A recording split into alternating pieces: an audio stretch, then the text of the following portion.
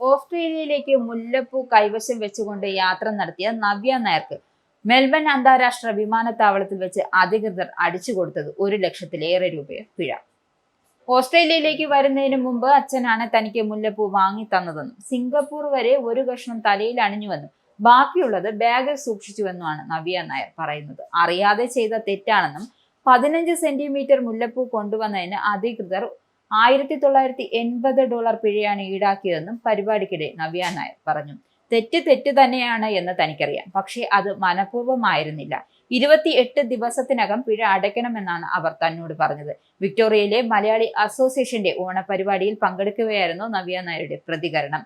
അതേസമയം ലോകത്തിലെ തന്നെ ഏറ്റവും കർശനമായ ബയോസെക്യൂരിറ്റി ആക്ട് നിലനിൽക്കുന്ന രാജ്യങ്ങളിൽ ഒന്നാണ് ഓസ്ട്രേലിയയും ന്യൂസിലൻഡും. ദ്വീപരാഷ്ട്രങ്ങളായതുകൊണ്ട് തന്നെ ലോകത്തിലെ മറ്റ് ഭാഗങ്ങളിലില്ലാത്ത സസ്യജാലങ്ങളും ജീവജാലങ്ങളും ഓസ്ട്രേലിയയിൽ കാണാൻ കഴിയും. മാത്രമല്ല, ഓസ്ട്രേലിയയുടെ ഏറ്റവും വലിയ വരുമാന മാർഗങ്ങളിൽ ഒന്നാണ് കൃഷി. അതുകൊണ്ട് തന്നെയാണ് ഇതിനെയെല്ലാം സംരക്ഷിച്ചു നിർത്താൻ ജൈവസുരക്ഷ അതീവ കർശനമാക്കിയിട്ടുള്ള രാജ്യമാണ് ഓസ്ട്രേലിയ. വിദേശത്തു നിന്നുമുള്ള ഒരു തരത്തിലുള്ള കീടങ്ങളും രോഗങ്ങളും തങ്ങളുടെ രാജ്യത്തിലേക്ക് എത്താതിരിക്കുവാനുള്ള കർശന നിയമമുണ്ട്. വിദേശത്തു നിന്നും വരുന്നവർ എന്തൊക്കെ കൊണ്ടുവരാൻ പാടില്ല എന്നതിനുള്ള കൃത്യമായ മാർഗനിർദ്ദേശങ്ങളും ഓസ്ട്രേലിയയിൽ നിലനിൽക്കുന്നുണ്ട്.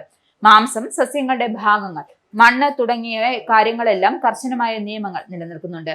അതിന്റെ ഭാഗമായാണ് ഇപ്പോൾ നവ്യ നായർക്കും ഇത്തരം നടപടി നേരിടേണ്ടി വന്നിട്ടുള്ളത്.